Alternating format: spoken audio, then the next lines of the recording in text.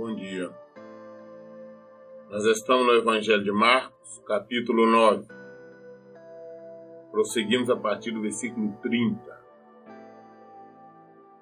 Marcos 9, versículo 30.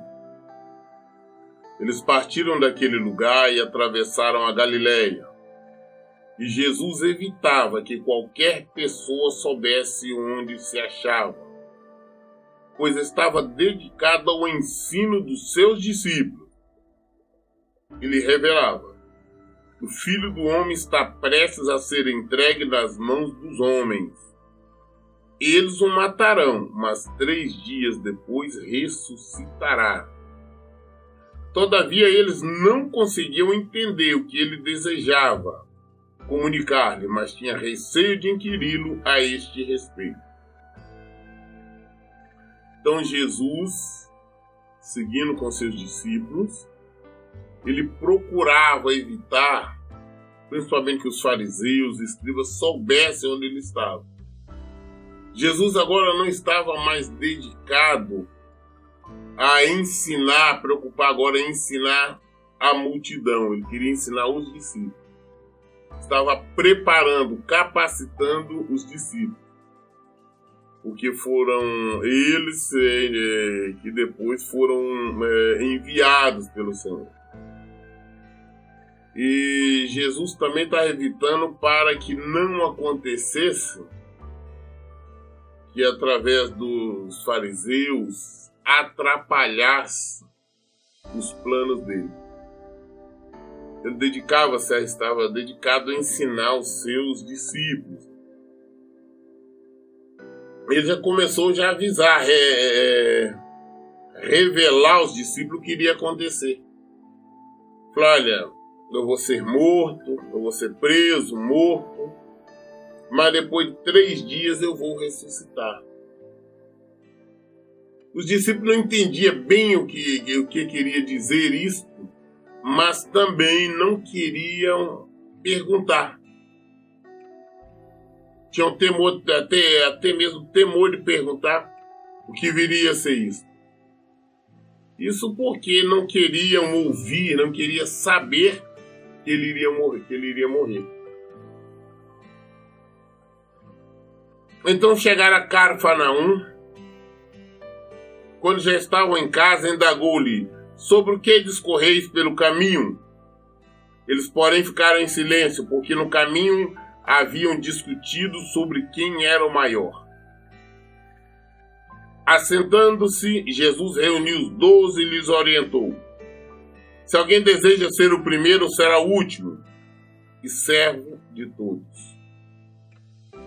Quando chegaram em Cafarnaum, então, Jesus chamou e falou: o que vocês estavam discutindo, questionando pelo caminho? Eles não queriam falar, ficaram sem jeito de falar, mas Jesus tudo sabia. Ele falou: olha, porque na verdade eles estavam perguntando entre eles quem seria o maior,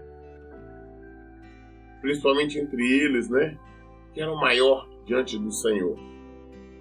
Jesus então começou a explicar para eles: quem quiser ser o maior, seja o menor. No reino de Deus, quem quer ser grande, seja pequeno. Não é por eu ser um grande homem conhecido que eu sou grande diante do Senhor. Se eu quero ser grande diante de Deus, que eu seja servo, que eu aprenda a servir o meu semelhante, eu aprenda a amar o meu semelhante, eu aprenda a cuidar do meu semelhante. Quando assim estou procedendo diante do Senhor, eu sou maior. Para mim ser grande, eu tenho que ser pequeno. É isso que Jesus está mostrando. E conduzindo uma criança, colocou-a no meio deles e, tomando-a nos braços, revelou-lhe: quem recebe uma destas crianças por ser meu seguidor, do mesmo modo estará a mim recebendo. E qualquer que me recebe não está apenas me recebendo, mas igualmente aquele que me enviou. Jesus, ainda continuando ensinando, ele pega uma criança, coloca ele no meio, depois pega a criança, coloca no colo, diz: olha, qualquer que receber alguém, uma criança, por ser meu seguidor, recebe a mim. E quem está recebendo a mim, está recebendo a Deus. Ou seja, se nós queremos ser grandes, nós temos que nos tornar inocentes como uma criança. Nós temos que ser pequeno como uma criança. Não estamos falando em termos de estatura, não é isso que Jesus está falando? Não é estatura física. Mas sermos pequenos diante dos homens. Quando nós queremos demonstrar nossa grandeza, nosso poderio, nossa cultura, nós somos, nós temos, nós podemos, diante do Senhor nós estamos sendo pequenos. Agora, quando diante do Senhor nós somos pequenos, diante do povo, do mundo, da humanidade, diante de Deus nós somos grandes. Para nós entrarmos no reino de Deus, nós temos que ser inocentes, agir com inocência como uma criança. Temos que confiar no Senhor, agir de acordo com os preceitos, com os mandamentos dele, para nós podermos ser alguém, alguma coisa no reino dele. Contou-lhe João: Mestre, vimos um homem que em teu nome estava expulsando demônios e procuramos impedi-lo, pois afinal ele não era um dos nossos. João chegou para ele e falou: olha, tinha um moço que estava expulsando demônios. Estava expulsando demônios no teu nome, Jesus. Só que nós impedimos, nós proibimos, porque ele não era aqui um dos nossos. Ele não andava junto com nós. É a mesma coisa nós chegarmos hoje e falar: olha, nós encontramos uma pessoa ali, um espírita, uma outra religião qualquer que estava expulsando demônios. No nome de Jesus nós vamos impedir, né? Está errado, não podemos fazer isso. Olha o que Jesus disse: não impeçais. Ponderou Jesus: ninguém que realize um milagre em meu nome é capaz de falar mal de mim logo em seguida. Porque quem não é contra nós está a nosso favor. Se alguém está fazendo milagres em nome de Jesus, é impossível essa pessoa vir falar mal de Jesus. Se essa pessoa está usando o nome de Jesus para operar sinais, milagres, esta pessoa não falará de hipótese alguma contra Jesus.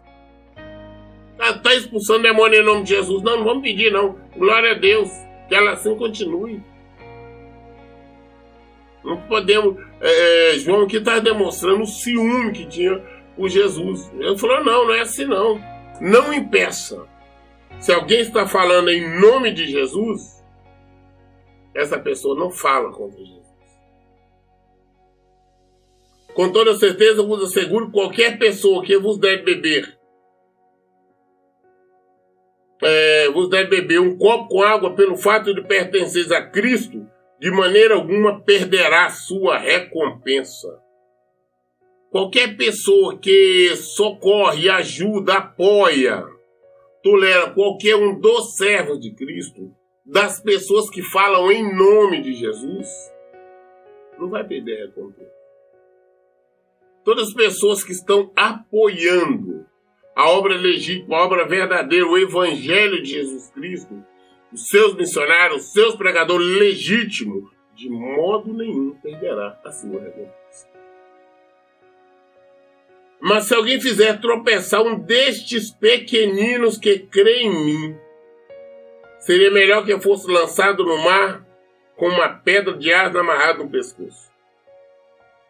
Agora, quando nós, de alguma maneira, fazemos as pessoas se afastar do Senhor pelos nossos atos, pelas nossas ações, pelo nosso procedimento, ou então pelo que nós falamos. Quando nós procuramos afastar as pessoas da fé, quando nós procuramos afastar as pessoas de Cristo, seria melhor que Jesus está falando se amarrasse uma pedra no pescoço e te atirasse ao mar. Em hipótese alguma, nós podemos criar obstáculo para as pessoas virem a Jesus. Ao contrário, nós temos que incentivá-lo. Nós não podemos ser pedra de tropeço, fazer as pessoas tropeçarem. Nós não podemos dar mau exemplo. Quando eu dizendo-se crente, sou um mentiroso, sou um adúltero, um fornicador, ou até mesmo um desonesto, um ladrão, um fofoqueiro, eu estou sendo pedra de tropeço, porque os que estão chegando nos seus novos da fé vão querer imitar o meu comportamento e vão estar se afastando. Eu estou sendo pedra de tropeço. Então seria melhor que eu já tirasse no mar. E se a tua mão te fizer tropeçar, corta, pois é melhor entrar para a vida mutilado do que possuindo as duas mãos e ir para o inferno, onde o fogo que arde jamais arrefece. Se a minha mão me faz pecar, se a minha mão eu uso ela o dedo para apontar, se a minha mão eu uso ela para furtar, para bater, para esbofetear alguém, se a minha mão é usada de forma indevida, seria melhor que eu não tivesse mão. Porque não adianta eu estar perfeito aqui e ir para o inferno. Quando fala cortar a mão, Jesus não está mandando nós amputarmos membros do nosso corpo, mas nós estamos falando de uma amputação espiritual. Então eu recolher minha mão, se eu estou vendo que eu vou usar minha mão de forma indevida, eu vou recolher, não vou permitir isso. Eu não posso usar parte do meu corpo para fazer nada errado, ao contrário da palavra de Deus. Naquele lugar os teus vermes devoradores não morrem e as chamas nunca se apagam. Se o teu pé te fizer tropeçar, corta, pois é melhor entrares para a vida aleijado do que tendo os dois pés ser lançado no inferno, onde o teu verme não morre e o fogo é inextinguível. E ainda se um dos teus olhos te levar a pecar, arranca-o. É melhor entrar no reino de Deus com apenas um dos teus olhos do que possuindo os dois olhos seres atirado no inferno. Naquele lugar os teus vermes devoradores não morrem e as chamas nunca se apagam. Se qualquer parte do nosso corpo, nossos olhos, nossas pernas, braços, qualquer membro do nosso corpo está sendo usado de forma indevida, se nós estamos usando nossos olhos para estar olhando o que não deveríamos, desejando o que não deveríamos, nós temos que mutilar. Estou olhando para uma mulher que eu não posso estar olhando com olhos indesejados, então eu tenho que mutilar. Ou seja, o que é mutilar? Furar meus olhos? Não, eu vou tirar os olhos. Eu não vou olhar. Porque senão vou padecer por toda a eternidade, onde Jesus diz que lá os vermes não morrem e as chamas não se apagam. Eu vou sofrer por toda a eternidade. A não ser os meus pés estar sendo usados para me conduzir a lugares que não devem, ou para ferir alguém, ou fazer o que não, qualquer coisa errada, eu tenho que amputar espiritualmente, ou seja, desviar, não ir. Eu não posso usar nenhuma parte, nenhum membro do meu corpo para fazer o que não deve, ou qualquer coisa contrária à palavra de Cristo, porque senão eu vou padecer, onde eu vou estar onde os vermes nunca morrem e o fogo nunca se apaga, ou seja, é sofrimento eterno, como nós nunca imaginamos. Pois todos serão salgados com fogo. O sal é bom, mas se o sal perder o seu sabor, como restaurará as suas propriedades? Tende o bom sal em vós mesmos e vivei em paz uns com os outros. Nós temos que fazer a diferença. Nós não podemos ser mornos. Nós temos que dar sabor, dar gosto, fazermos a diferença. Nós temos que ser reconhecidos, apontados como verdadeiros seguidores de Jesus, discípulos de Jesus. É assim que nós temos que ser reconhecidos. As pessoas saberem quem nós somos. Não pelo tamanho da nossa Bíblia. Não por nós andar na rua gritando glória a Deus, aleluia. mas pelo nosso comportamento, pela nossa maneira, por não usarmos o nosso corpo, parte dos nossos membros, para fazer qualquer coisa errada. Mas para viver de acordo com o Evangelho de Cristo. Por isso.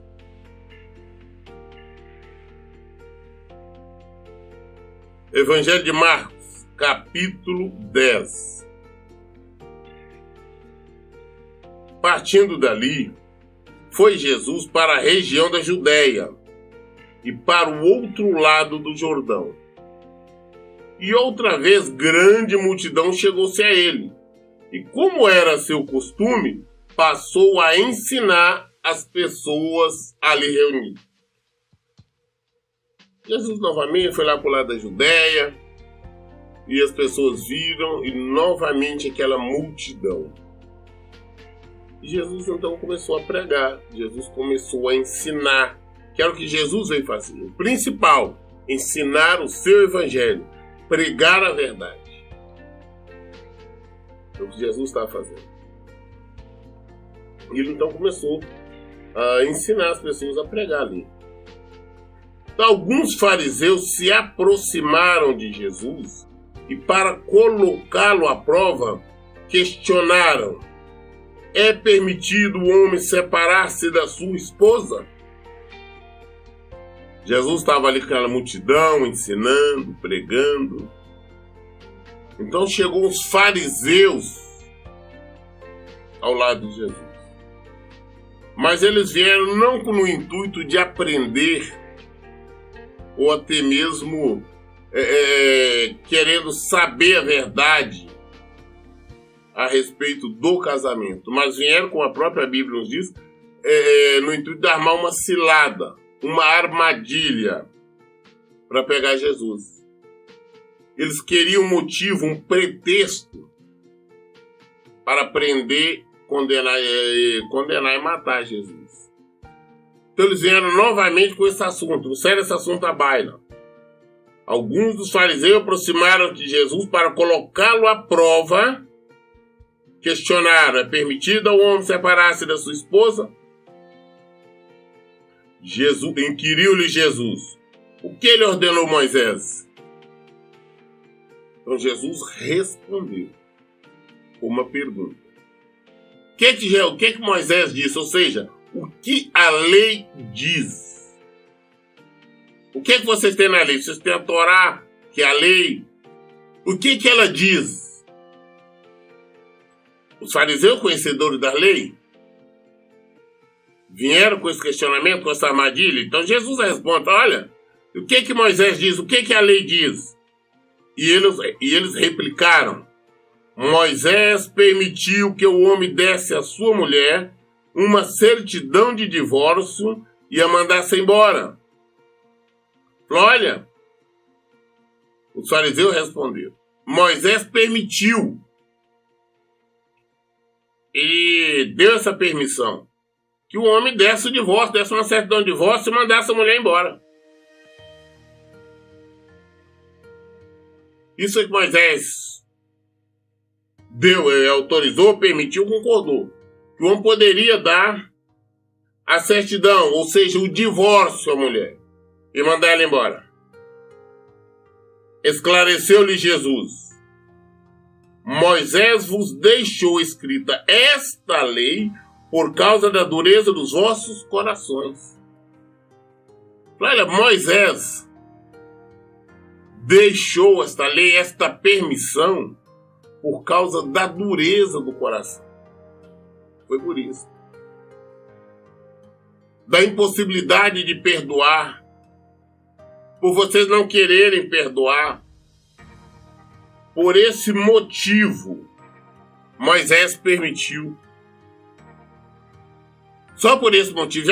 Porque Jesus então pergunta, vem cá, eles vieram questionar Jesus se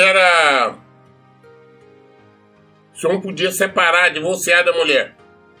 Jesus falou: não, o que é a lei, o que Moisés diz? Falou: não, Moisés disse que poderia dar uma carta de divórcio e mandar ele embora. Ele falou: não. Ele fez isso por causa da dureza do coração de vocês. Da dificuldade que vocês têm de perdoar. Mais ou menos isso Jesus está dizendo. Aí Jesus agora conduz, falou, olha, entretanto, no princípio da criação, Deus os fez homem e mulher. Está do início, da criação.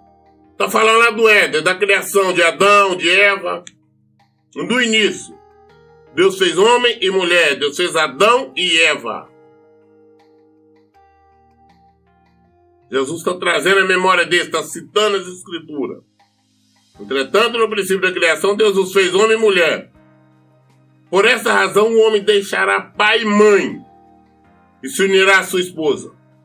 Por esse motivo, o homem deixa pai e mãe, se une à sua esposa. Um homem ou mulher. Todos nós crescemos, nascemos, crescemos, em determinado ponto da nossa vida, nós largamos os nossos pais, os homens casam-se com mulheres, as mulheres casam-se com homens, vão fazer a sua família. Por isso que eu sempre digo que o marido, a esposa,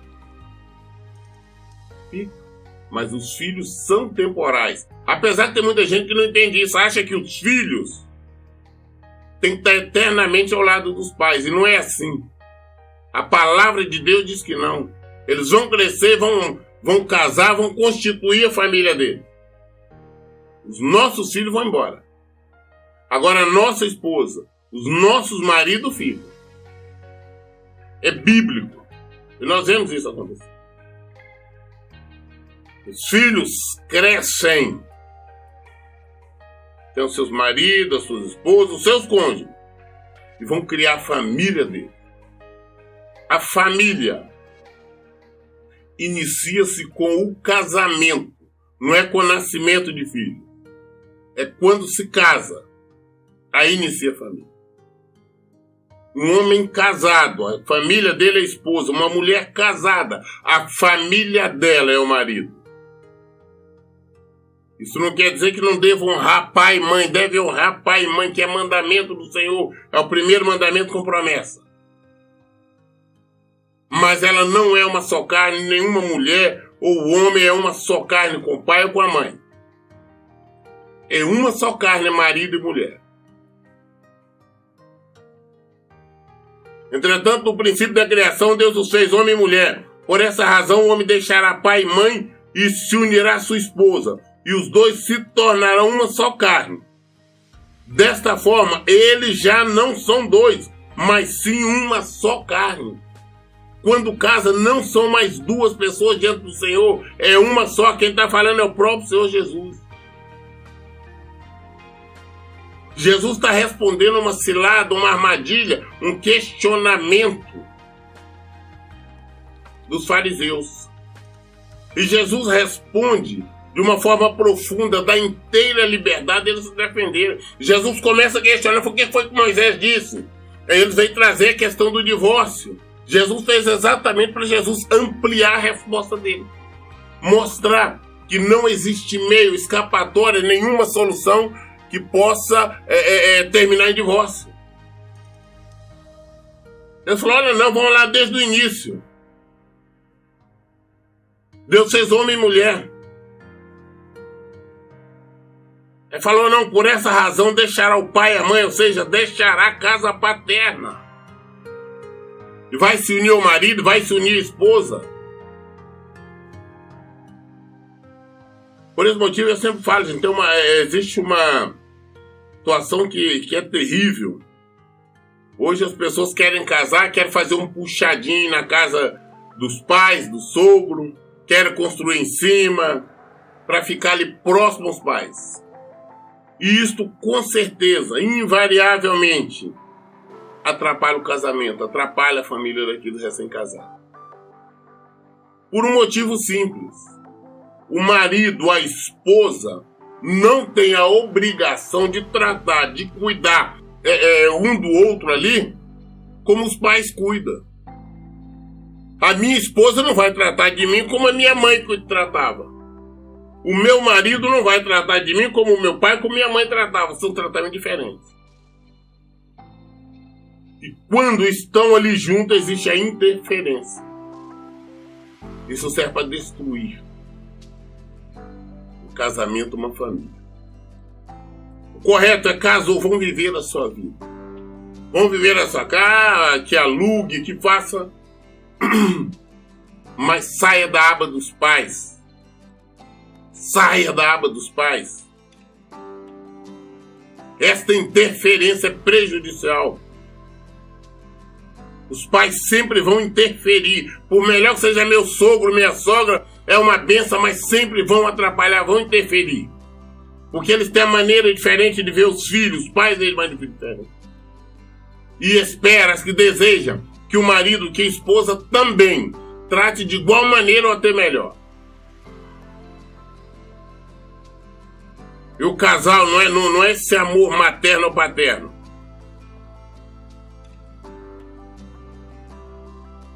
Por esse motivo deixará pai e mãe e se unirá à sua esposa, e os dois se tornarão uma só carne.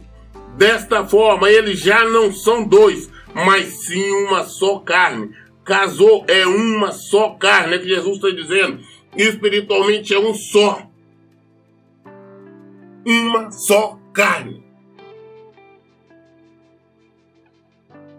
Portanto, o que Deus uniu, não separe o homem. O que Deus uniu, o homem não tem poder de separar.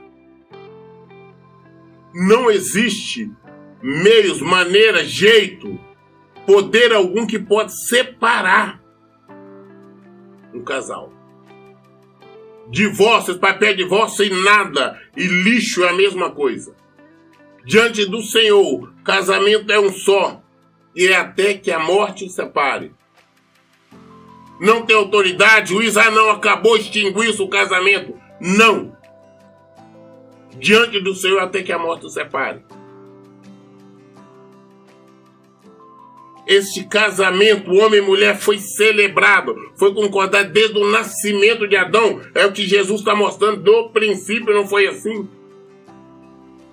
Deus fez homem e mulher. Então não existe essa separação. O que Deus uniu, o homem não separa. Essa que é a realidade. As pessoas hoje estão se aventurando em segundo, terceiro casamento, tem que abrir os olhos. Todos que estão assim procedendo estão em erro, estão em pecado, adultério continuado e vão para o inferno. Se não se acertarem. Não é casamento quem está no segundo relacionamento ou terceiro. Isso é adultério continuado. E a palavra de Deus nos fala que os adúlteros não herdarão o reino de Deus.